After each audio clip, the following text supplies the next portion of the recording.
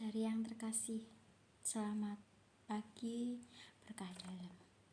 Setiap orang pasti akan mengalami ditinggalkan oleh orang yang dicintai. Ada sebuah lagu yang saya ambil, hanya Yesus jawaban hidupku. Dalam lagu itu tersebut yang berbunyi, kalau ku cari damai, hanya ku dapat dalam Yesus. Kalau ku cari ketenangan, hanya ku temui di dalam Yesus. Tak satu pun dapat menghiburku, tak seorang pun dapat menolongku. Hanya Yesus jawaban hidupku. Melalui lagu yang berjudul Hanya Yesus Jawaban Hidupku yang mengungkapkan keyakinan seseorang kepada Yesus Kristus sebagai jawaban atas kebutuhan dan penyataan hidup dalam diri mereka. Makna lagu ini juga mencerminkan pengharapan, kepercayaan, dan kebutuhan untuk hubungan pribadi dengan Yesus Kristus. Lagu rohani ini juga sering digunakan untuk menyampaikan pesan iman, penghiburan, dan dorongan spiritualitas kepada pendengarnya. Kitab suci yang saya ambil dari Mazmur 34 ayat 18 yang berbunyi, Tuhanku dekat kepada mereka yang patah hati, dan Dia menyelamatkan orang-orang yang merasa terhina semangatnya. Ayat ini menguatkan orang-orang yang merasa kesepian atau ditinggalkan dengan mengingatkan mereka bahwa Tuhan dekat dengan orang-orang yang mengalami kesulitan dan patah hati. Dia adalah sumber penyelamatan dan penghiburan bagi mereka yang merasa terhina dan lemah.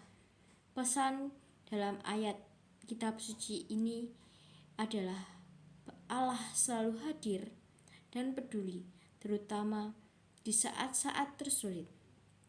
Ketika seseorang merasa ditinggalkan atau kesepian, mereka dapat mencari hiburan dan kekuatan dalam iman kepada Tuhan yang mendekatkan diri kepada mereka dan siap untuk menyelamatkan mereka dari keterpurukan.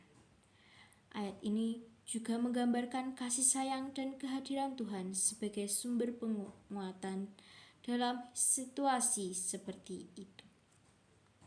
Saya ditinggalkan oleh orang yang disayangi itu ketika 2018. Pada saat itu saya ditinggalkan oleh Pak D saya yang merawat saya dari kecil sampai ke saat itu saya ke SMP. Hari Minggu pagi saya mendapatkan kabar bahwa Pak D saya sudah tidak ada. Saya merasakan ditinggalkan, tapi jika takdir dari Tuhan, saya mencoba ikhlaskan kepergian Pak D saya dan saya mencoba untuk bangkit kembali. Orang pasti mempunyai pengalaman yang berbeda-beda ketika ditinggalkan oleh orang yang disayangi terutama. Apa yang bisa kita lakukan adalah dengan mendoakannya. Untuk itu marilah kita berdoa agar mereka yang sudah mendahului kita dapat beristirahat dengan tenang. Tuhan, terima kasih atas berkat-Mu sehingga kami dapat hidup hingga sekarang ini. Tuhan, kami mohon dampingi kami, berilah kami jalan agar kami selalu dekat padamu, dan dampingilah mereka yang sudah tidak ada di dunia ini. Semoga mereka dapat beristirahat dengan tenang bersama denganmu dan para malaikat. Semua doa ini kami haturkan kepadamu dalam nama Yesus Kristus, Tuhan dan pengantara kami. Amin.